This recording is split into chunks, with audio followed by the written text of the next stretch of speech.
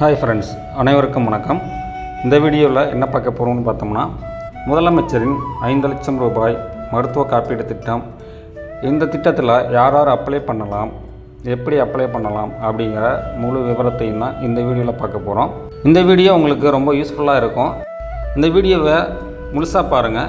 இந்த வீடியோ மூலயமாக இந்த திட்டத்தை எப்படி பயன்படுத்தலாம், யார் பயன்படுத்தலாம், எப்படி இதுக்கு அப்ளை பண்ணலாம் அப்படிங்கிற முழு விவரத்தையும் இந்த வீடியோவில் சொல்லியிருக்கிறோம். அது மட்டும் இல்லாமல் இந்த வீடியோவை தொடர்ந்து ஸ்கிப் பண்ணாமல் பாருங்கள். இது போன்ற பயனுள்ள தகவல் உங்களுக்கு நோட்டிஃபிகேஷனாக வரும். அதற்கு நம்ம சேனலை சப்ஸ்கிரைப் பண்ணிக்கோங்க, நம்ம வீடியோவையும் லைக் பண்ணிக்கோங்க.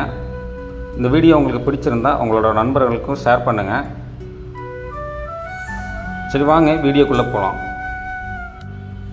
முதல்ல இந்த வெப்சைட்டை ஓப்பன் பண்ணிக்கோங்க. முதலமைச்சரின் விரிவான மருத்துவ காப்பீட்டு திட்டம் அப்படிங்கிற இந்த ஒரு வெப்சைட்டை ஓப்பன் பண்ணிக்கோங்க. இந்த வெப்சைட்டுக்கான லிங்க் நான் டிஸ்கிரிப்ஷனில் கொடுத்துருக்குறேன். அந்த லிங்க்கை நீங்கள் கிளிக் பண்ணாவே போதும், ஆட்டோமேட்டிக்காக இந்த வெப்சைட்டுக்கு வந்துடும். இந்த வெப்சைட் ஓப்பன் பண்ண மாதிரியும் இப்படி தான் இருக்கும். இதில் தான் நம்ம அதுக்கு உண்டான அந்த ஸ்கீமுக்கான மருத்துவ காப்பீட்டு ஸ்கீமுக்கான எப்படி அப்ளை பண்ணணும் அப்படிங்கிற முழு விவரமும் இந்த வெப்சைட்டில் தான் இருக்கும். வாங்க எப்படி அப்ளை பண்ணலான்னு பார்க்கலாம். இந்த திட்டத்தின் பேர் பார்த்தோம்னா முதலமைச்சரின் விரிவான மருத்துவ காப்பீட்டு திட்டம் அப்படின்னு சொல்லியிருக்காங்க. CMCHIS அப்படிங்கிற ஒரு ஸ்கீம் தான் உருவாக்கியிருக்காங்க. இந்த திட்டம் ரொம்ப நாளாகவே இருக்குது. இருந்தாலும் இந்த திட்டத்தில் ஒரு அப்ளிகேஷன் அப்ளை பண்ணுற மாதிரியான ஒரு சிஸ்டம் கொண்டு வந்திருக்காங்க. இந்த திட்டத்தின் மூலமாக பார்த்தோம்னா மகளிர் சுய உதவிக்குழு இணைந்து ரூபாய் 5 லட்சம் வரை காப்பீட்டுத் தொகையாக பெறலாம் அப்படின்னு சொல்லியிருக்காங்க. அது மட்டும் இல்லாமல் உறுப்பு மற்றும் அறுவை சிகிச்சைக்கு ரூபாய் 22 லட்சம் வரை வழங்கப்படும் அப்படின்னு சொல்லியிருக்காங்க. இந்த திட்டத்தில் இந்த மாதிரி அறிக்கை புதுசாக அறிமுகப்படுத்தியிருக்காங்க. இந்த திட்டம் பார்த்தோம்னா முதலமைச்சரின் விரிவான மருத்துவ காப்பீட்டு திட்டமும் தமிழக மகளிர் மேம்பாட்டு நிறுவனமும் இந்த ரெண்டு நிறுவனமும் சேர்ந்து இந்த திட்டத்தை உருவாக்கியிருக்காங்க. இந்த திட்டத்துக்கு எப்படி பதிவு பண்ணணும்னு பார்த்தோம்னா ஆன்லைன்லேயும் அப்ளை பண்ணலாம். அது மட்டும் இல்லாமல் டைரெக்டாக மாவட்ட ஆட்சியர் அலுவலகத்தையும் நம்மளோட ஃபார்ம் ஒன்று இருக்கும், இதுக்கு உண்டான ஃபார்ம் இருக்கும். அந்த ஃபார்மை ஃபில்லப் பண்ணி மாவட்ட ஆட்சியர் அலுவலகத்துலேயும் நம்ம போய் டைரெக்டாகவே நம்ம அப்ளை செஞ்சுக்கலாம்.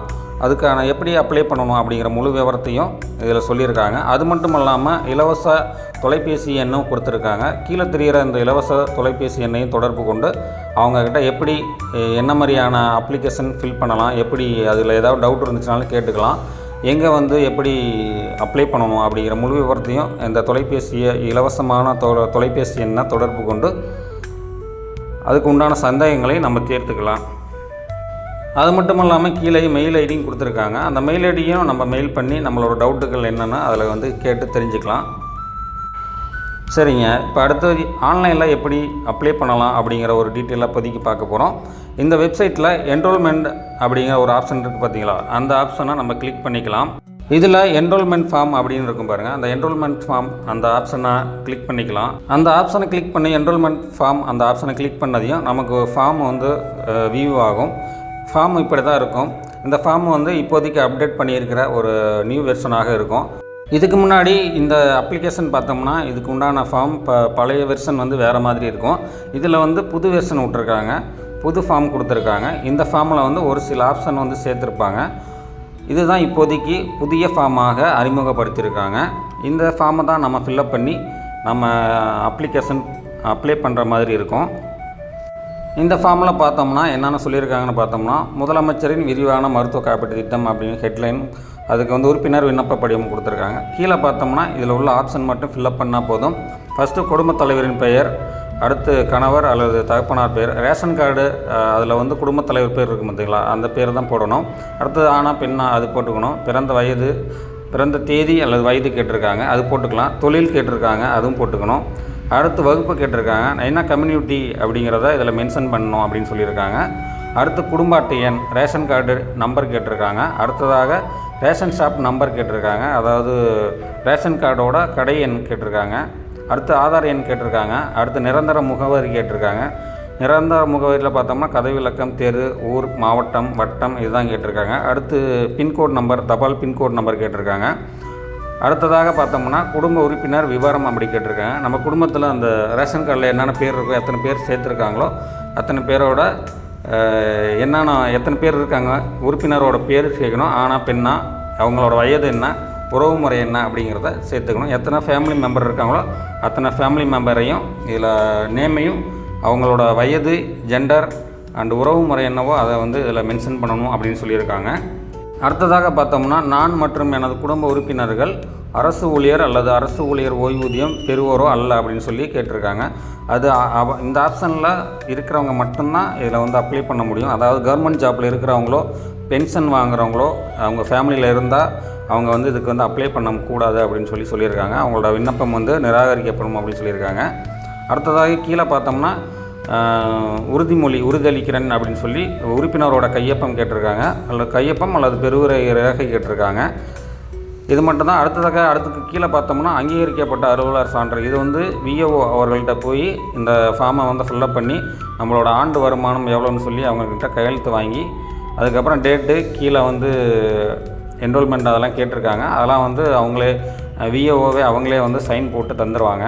இதுக்கு வந்து விஓஓ கிட்ட நம்ம போய் அவங்களோட சைனு, அவங்களோட டீட்டெயிலெலாம் ஃபில் பண்ணி நம்ம வாங்கிட்டு வந்து அதுக்கப்புறம் அப்ளை பண்ண வேண்டிய இடத்துல நம்ம வந்து அப்ளை பண்ணுற மாதிரி இருக்கும்.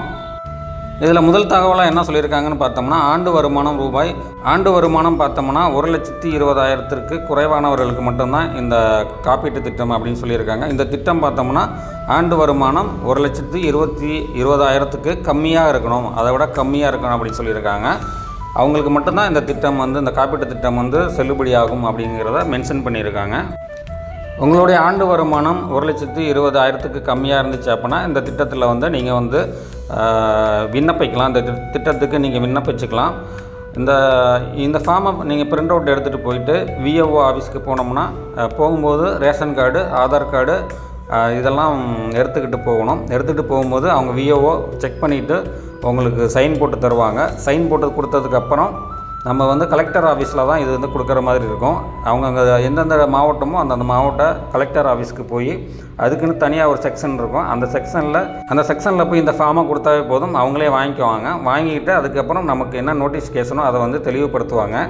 இதுதான் இந்த அப்ளிகேஷன் எப்படி ஃபில்அப் பண்ணுறது அப்படிங்கிற முழு விவரமும் இப்படி தான் இருக்கும்.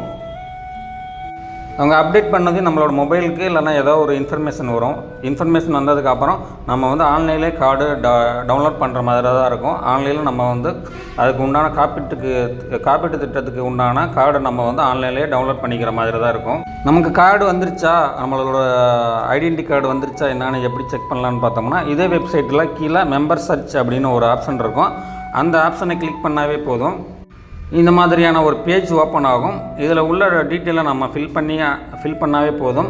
நமக்கு இந்த ஆப்ஷனில் எப்படி செக் பண்ணலான்னு பார்த்தோம்னா, யூஆர்என் நம்பர் கொடுத்துருக்காங்க, ரேஷன் கார்டு நம்பர் இதெல்லாம் கொடுத்துருக்காங்க, நேம் கொடுத்துருக்காங்க, அடுத்து ஜெண்டர் கொடுத்துருக்காங்க, மொபைல் நம்பர் கொடுத்துருக்காங்க, டிஸ்ட்ரிக் கொடுத்துருக்காங்க, தாலுக்கு கொடுத்துருக்காங்க, வில்லேஜ் கொடுத்துருக்காங்க, பின்கோட் நம்பர் கொடுத்துருக்காங்க.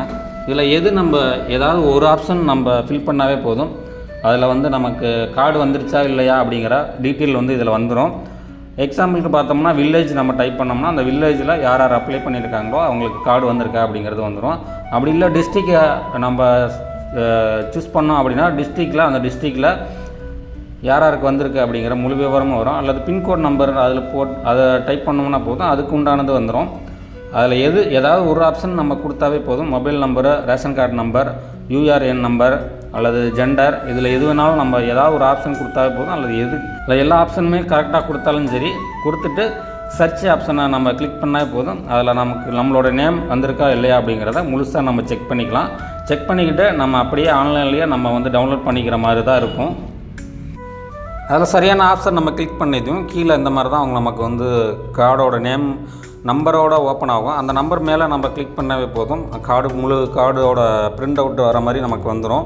அதுக்கப்புறம் அந்த கார்டை நம்ம வந்து பிரிண்ட் அவுட் எடுத்துக்கலாம். நம்ம எப்படி வேணாலும் அதை யூஸ் பண்ணிக்கலாம். நம்ம காப்பீட்டு திட்டத்துக்கு எப்படி யூஸ் பண்ணணுமோ அதுக்கு ஏற்ற மாதிரி நம்ம யூஸ் பண்ணிக்கலாம். இந்த கார்டில் பார்த்தோம்னா நம்ம இதுக்கு முன்னாடி எத்தனை டைம் யூஸ் பண்ணியிருக்கோம் அப்படிங்கிற முழு டீட்டெயிலும் இதில் கிடைக்கும். இதுக்கு உண்டான அந்த கார்டுக்கு உண்டான முழு விவரமும், நம்மளோட ஃபேமிலி டீட்டெயில்ஸு, நம்மளோட ஃபேமிலி மெம்பர்ஸ், நம்மளோட டீட்டெயில் எல்லாமே அதில் இருக்கும். அது என்னென்னு நம்ம செக் பண்ணிக்கலாம். அதுக்கப்புறம் மேலே அந்த ஆப்ஷன் பார்த்தோம்னா ஜெண்டர் இ கார்டு அப்படிங்கிற ஆப்ஷனை நம்ம கிளிக் பண்ணால் போதும், நமக்கு கார்டு வந்து வியூ ஆகும். அதுக்கப்புறம் நம்ம வந்து அதை வந்து பிரிண்ட் அவுட் எடுத்துக்கலாம்.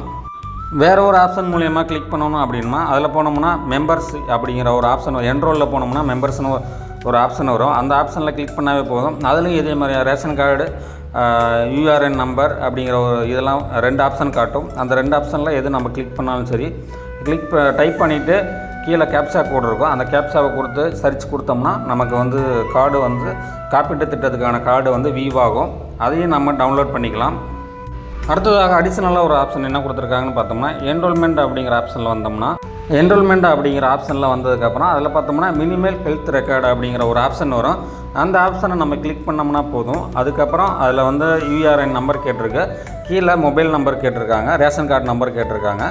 இந்த பேஜில் நம்ம என்ன பார்க்குறோம் அப்படின்னா, என்ன தெரிஞ்சுக்கணும் அப்படின்னா, நம்ம இதுக்கு முன்னாடி ஏதாவது மெடிக்கல் கிளைம் பண்ணியிருக்கோமா, நம்ம மெடிக்கல் ட்ரீட்மெண்ட் எதுவும் இந்த திட்டத்தின் மூலமாக நம்ம எடுத்திருக்கோமா அப்படிங்கிற டீட்டெயில் வந்து இந்த ஆப்ஷன் மூலியமாக நம்ம தெரிஞ்சுக்கலாம். இதில் மேலே பார்த்தோம்னா யூஆர்என் நம்பர் இருக்குது. யூஆர்என் நம்பர் போட்டுட்டு கீழே என்டர் யுவர் மொபைல் நம்பர் இருக்குது. மொபைல் நம்பர் போட்டுட்டு கீழே கேப்சா கோடு இருக்குது. அந்த கேப்சா கோடை கொடுத்துட்டு ஜெண்டர் ஓடிபி கொடுத்தோம்னா நம்ம மொபைலுக்கு ஒரு ஓடிபி வரும். அந்த ஓடிபியை இதில் என்டர் பண்ணால் போதும். இதுக்கு முன்னாடி நம்ம எந்தெந்த ட்ரீட்மெண்ட் பண்ணியிருக்கோம், எந்த ஹாஸ்பிட்டலில் என்னென்ன மாதிரி ட்ரீட்மெண்ட் இந்த திட்டத்தின் மூலமாக பண்ணியிருக்கோம் அப்படிங்கிற ஒரு விவரம் வந்து இந்த டீட்டெயிலில் வரும். இந்த ஆப்ஷனில் வந்து காட்டுவாங்க. இது வந்து புதுசாக அறிமுகப்படுத்தியிருக்காங்க. இந்த ஆப்ஷன்லாம் நமக்கு எப்போ கிடைக்கும் அப்படின்னு பார்த்தோம்னா, நம்ம ஹெல்த் கார்டு வாங்கினதுக்கப்புறம் ஏதாவது ஒரு ட்ரீட்மெண்ட் பண்ணியிருந்தோம், இந்த திட்டத்தின் மூலமாக கிளைம் பண்ணியிருந்தோம் அப்படின்னு சொன்னோம்னா இதுக்கு உண்டான டீட்டெயில் வந்து இதில் வரும்.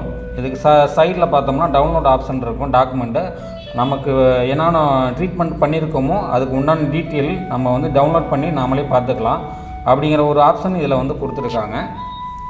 ஓகே ஃப்ரெண்ட்ஸ், இந்த திட்டத்தின் மூலமாக 5 லட்சம் விபத்து காப்பீட்டு திட்டம் வந்து மகளிர்களுக்காகவும் அல்லது 1,20,000 ஆண்டு வருமானம் குறைவாக இருக்கிறவங்களுக்கும் இந்த திட்டம் மூலமாக பயனடையலாம்.